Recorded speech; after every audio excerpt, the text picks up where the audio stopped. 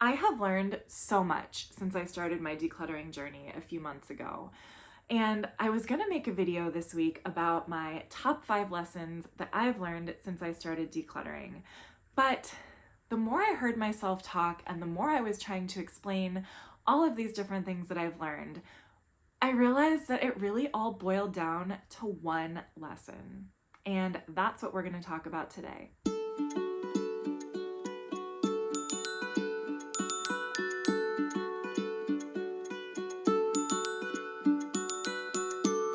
It's something that I've been doing this whole time for the past 5 or 6 months, but I didn't really know it had a name until a little while ago when I saw a video by Ronald L. And I will link that in the description below if you want to reference that, because he does a great job of explaining it. But I'm going to give my take on it because it is something that has haunted me and has become a problem this whole time. And I think if I can fix it, I'm going to have so much more success on my decluttering path. So, what is it?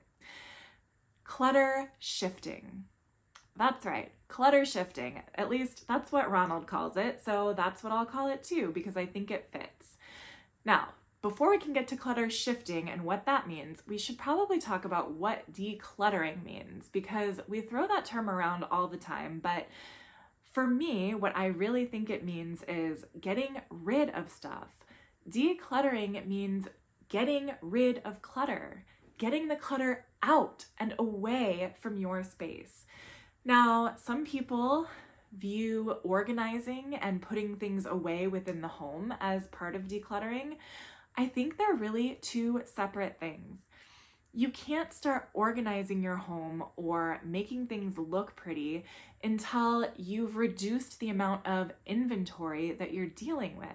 That's something that one of my favorite decluttering gurus talks about, and that is Dawn from the Minimal Mom. She views everything in her home as inventory that she is in charge of keeping track of. And if you have too much inventory, no amount of shelving or baskets or bins is going to help you. And that's what Ronald L. talks about too.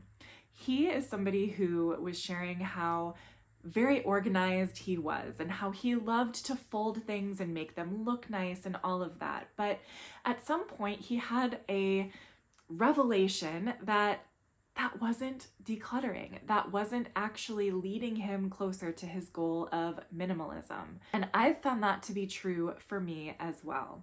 I don't consider myself a very sentimental person, yet when I'm faced with really getting rid of something, I don't know if it's laziness or sentimentality or I don't know what, but there are certain items that I just keep shifting from room to room to room without any intention of ever letting that item go.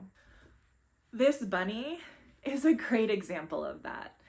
This bunny has probably appeared in no less than 3 or 4 videos that I've done so far. It first appeared in the videos that I filmed where I was cleaning out and decluttering my daughter's bedroom, which is where we are right now.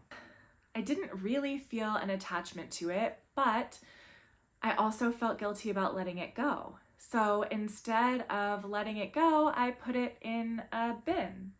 And then I moved the bin out of the bedroom and put it in the living room because my daughter had a bunch of toys there as well. Well, last week I filmed a video decluttering my living room.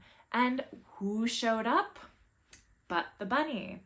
The bunny was still in the living room because I hadn't decluttered yet. But as you can see, when I took the bunny out of the living room because I didn't want it there, it came back to my daughter's room. So this bunny has really just been shifted around and shuffled back and forth and never really properly dealt with. Right now, I just grabbed this out of the closet. So this isn't something that is readily available to play with for my daughter. It isn't something that I anticipate she's going to start playing with anytime soon.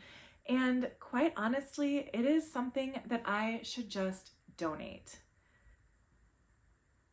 So why don't I just donate it? Or throw it in the garbage? Who really cares what I do with it?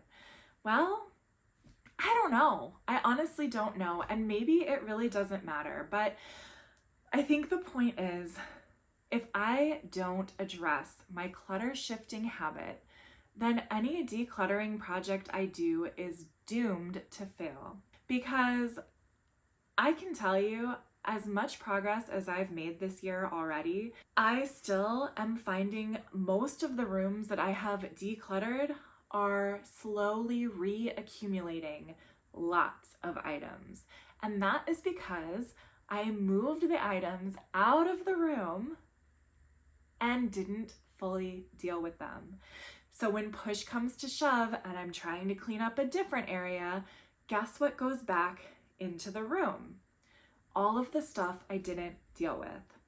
If this is sounding familiar to you, I'm sure you and I are not alone. This has got to be a very common problem because I think as humans, we have a tendency to avoid. We don't want to deal with hard things. We don't want to make difficult choices. And for those of us who are very, very busy and overwhelmed, I think, quite honestly, we might just be out of brain power. We are too fatigued to keep forcing ourselves to push through. And so it just seems easier to put something aside for later. So what I'm realizing is that for me, for my brain, and maybe for your brain, I am forgoing making meaningful progress in my home over the long run to instead get that immediate dopamine hit in my brain of just clearing out a space,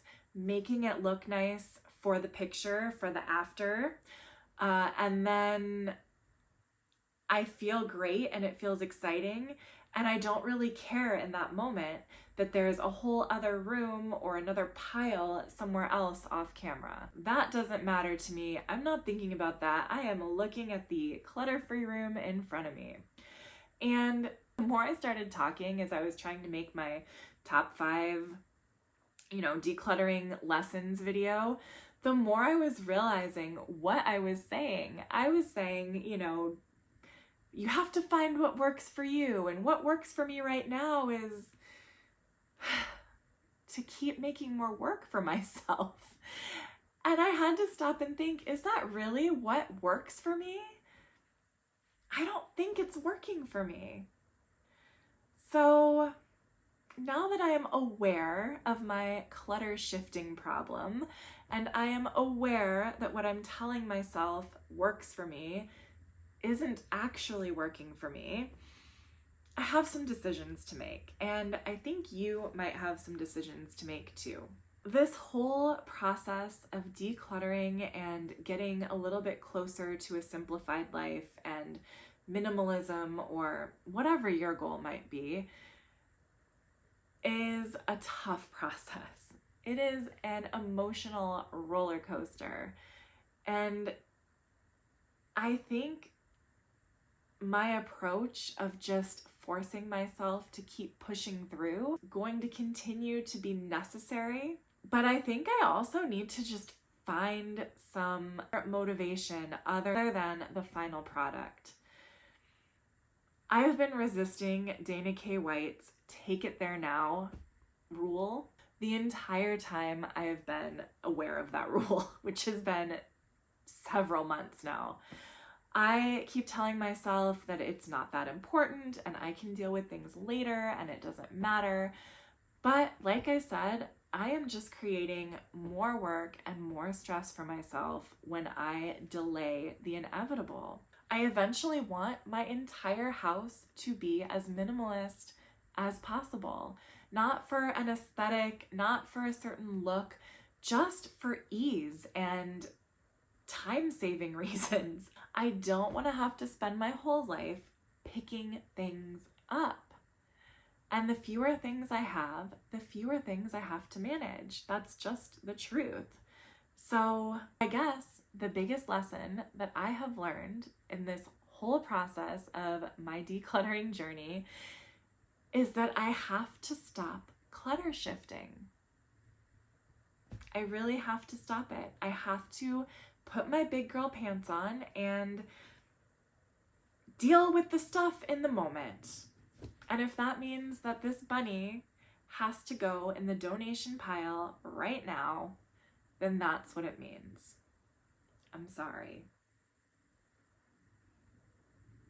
If you enjoyed this video and found it helpful at all, I would appreciate it if you would subscribe and like this video. Also, if you want to see me in action, clutter shifting my butt off, check out this video right here. See you next time.